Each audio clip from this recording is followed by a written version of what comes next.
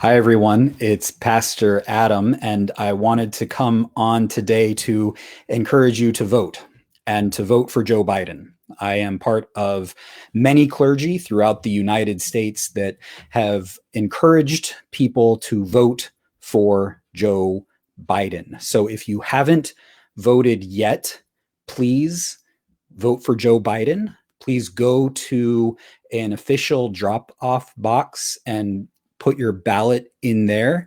If you are going to the polls tomorrow, please go and bring lawn chairs. Please bring snacks. There's a lot of voter suppression going on. There's a lot of voter intimidation going on, and we're going to get to more of that later.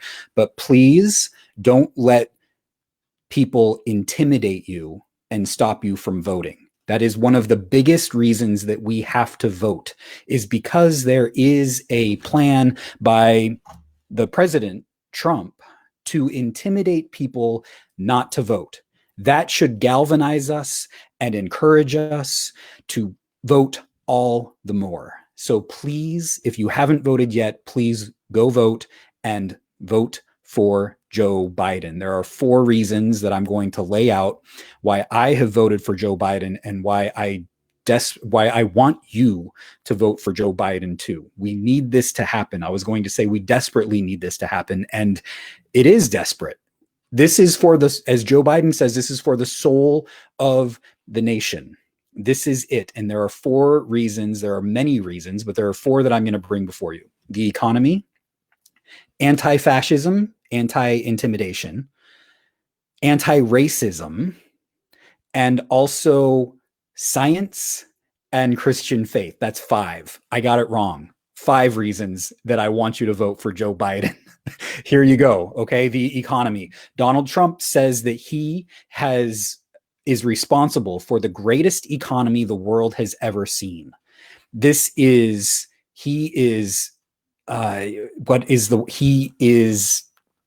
crazy like a fox, because now we're all saying, oh, it's not that bad. He's the greatest in the world. Well, he's not that great. No, he is lying. This is what he does. He lies. Okay. You cannot tell a truth from a lie from this guy. And he lies in order to try to benefit himself. And he is doing that with whatever he says about the economy. The greatest the world has ever seen. It is not even greater than Obama's economy. Here, listen to this. In 2017, the economy grew at 2.2%. In 2018, the economy grew at 2.9%. According to the Bureau of Economic Analysis, a government, which is a .gov, it's a government organization. In 2019, the economy expanded at around 2.3%. So it was in a nosedive in 2019. Which is fine. I'm not going to blame Trump for it. But if he's going to say that he has the greatest economy the world has ever seen, let's look at the numbers. Let's look at the statistics and see. Compare it with the last 3 years of Obama and Biden's tenure. The last 3 years of their presidency and vice presidency had an economic growth of 2.7 up to 3.06%. Obama's economy was at nearly the same level, if not a little bit better, than Trump's. Trump will say that he has been in charge of raising wages for middle class folks. So he touts this. But do you know why raises waged? Not because of Trump, but because states decided to increase the minimum wage, which Trump was against. So in spite of Trump, wages went up. In spite of Trump. Trump has had 6.5 million new jobs in the first 3 years of his presidency. Great. That's awesome. But guess what? Obama and Biden had 8.1 million new jobs in the last 3 years of their presidency. Trump lost 1.6 million. He has had 1.6 million fewer jobs during his tenure than Obama had during the last 3 years of Obama's vice presidency. If we're going to talk about economy, Trump doesn't even have the greatest economy in the last 3 years. In world history, in the late 1990s, there were 4 years in a row of economic growth over 4%. Over 4%. That blows Trump's economy out of the water. In 1984, growth hit 7.2%. That's dominating Trump's economy. I'm not here to say that his economy was good or was bad. It just, for me, the economy, there's not a lot a president can do because the economy is so massive. But if you're going to say that you are responsible for the greatest economy that ever was in the history of the world, you better have the numbers to back it up, and you don't. You're just lying in order to try to make yourself look better than you actually are. And that is not the sign of a president that I want. So vote Biden. Okay. Fascism and intimidation. We are seeing this more and more. During the first presidential debate, Trump was asked, do you denounce white supremacy? And Trump said, guys, stand by and stand back. Stand back and stand by, however he said it. What were they supposed to stand by for? Well, Trump wants them to go to polls with their guns in order to make sure that nobody cheats. Why? Because Trump says that the only way that he can lose is if the Democrats cheat. Trump says during his rallies, lock him up, lock her up, lock him up. He wants to lock up his political opponents. Who has done these kinds of things? Who has encouraged these kinds of things in the last 150 years? No president in the United States has ever said trash like that. Nobody has ever encouraged their followers to do those kinds of things. Trump followers with their Trump flags, we just saw this last weekend, surrounded a Biden bus to intimidate Joe Biden and to intimidate Democrats. And what does Trump say? Good for them. They are patriotic. That's patriotic. Intimidation is patriotic. That's not patriotic.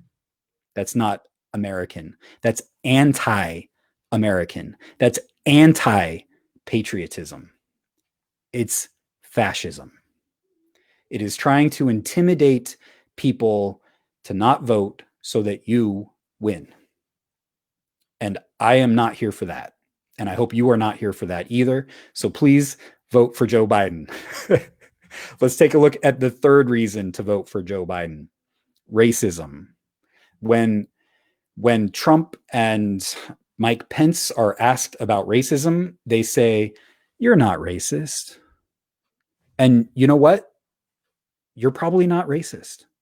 I'm not here to call you a racist. If you want to look within yourself and see if you have racism within you, go ahead and do that. It might be really good for us to examine ourselves to see if racism exists within you. Do that work. What we're talking about on a much more important level is systemic racism. Did you know that the median Black household income makes 59 cents for every dollar that white households make? Why is that? Well, it's not because of the color of their skin. That would be racist to say that. What else could it be? It's because we have a system that benefits people like me, white people like me, and does not benefit Black people.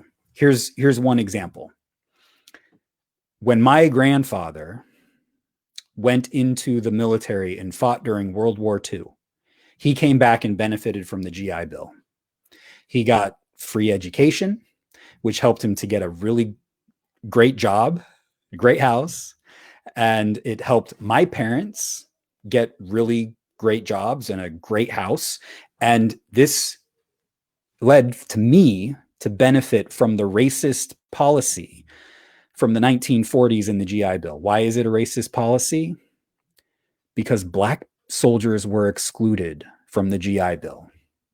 It is policies like those, not just slavery, although that continues to be part of the whole thing. Jim Crow continues to have effects even today. This policy is an American system of racism that we have to deal with.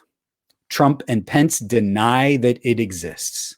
They make it personal when it is systemic. Joe Biden knows that it is systemic and that it affects our Black and brown siblings. So please, we have to stop this racism within our country. We have to acknowledge it in order to stop it. So please vote for Joe Biden. Science. Oh, come on. Donald Trump is calling Dr. Fauci and other doctors idiots because of what they are saying about the coronavirus. Trump says we've turned a corner on the coronavirus, while thousands of people a day have been dying this last week. Infection rates are highest that they have been. Do we need to find ways to open up the economy? Yes. And Fauci has a plan. And Biden is going to listen to Fauci's plan. Fauci has said, open up as best you can. And when spikes happen, start doing measures like wear more masks. Start doing measures like go down to 50, 20% capacity. These are smart measures until we get a vaccine, which apparently is coming very, very soon, maybe in 2 weeks. And in 2 weeks, it'll be another 2 weeks.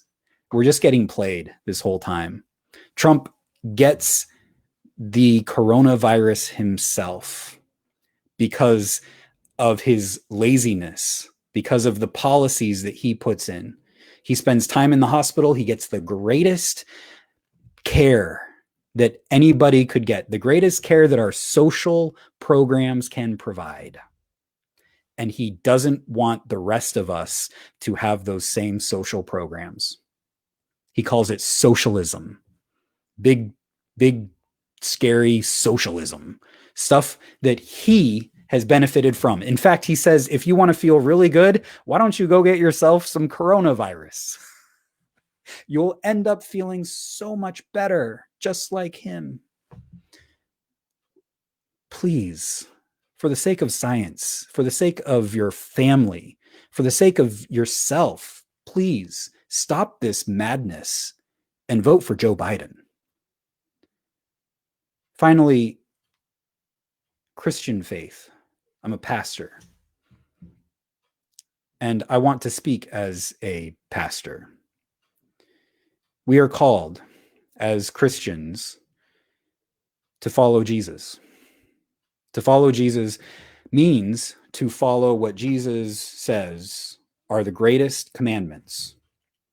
Those are to love God and to love your neighbor as yourself. Love God and love your neighbor as yourself. Donald Trump likes to compare himself with another Republican of history, Abraham Lincoln. Abraham Lincoln, after in his second inaugural address, said that he wanted to move forward from the Civil War with malice towards none. Malice towards none. Trump, throughout his presidency, has wanted to move forward with malice towards everyone who doesn't support him. If you are in his cabinet and you question him, you're likely to get fired. We've seen it over and over again. There were some of us who voted for Trump hoping that he would put the best people around him. And when he put people around him that those folks approved of, he ended up firing them because they aren't yes men. He has malice towards everyone who doesn't support him 100%. Joe Biden doesn't have that kind of malice. In fact, Lindsey Graham said that there is no way that if you know Joe Biden that you could ever hate the man because he is so nice. a politician who is so nice, who is so likable, who people from your own party and from other parties can actually like, can empathize with. Because Joe Biden knows how to have empathy for people, even for people who don't agree with his policies. That is what the United States needs right now. We need Joe Biden.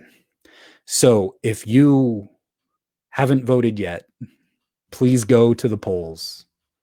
Please get your vote in and vote for Joe Biden, because he is the president right now that we need. He is the president that is before us, the candidate that is before us, and he's the one that we need. So I urge you as a member of the clergy to please vote for Joe Biden, and may God bless you, and may God bless the United States as we move towards a more perfect union. And no matter what happens tomorrow in the election, there will be work to do. And we are here to do that work. So everyone, take care and God bless.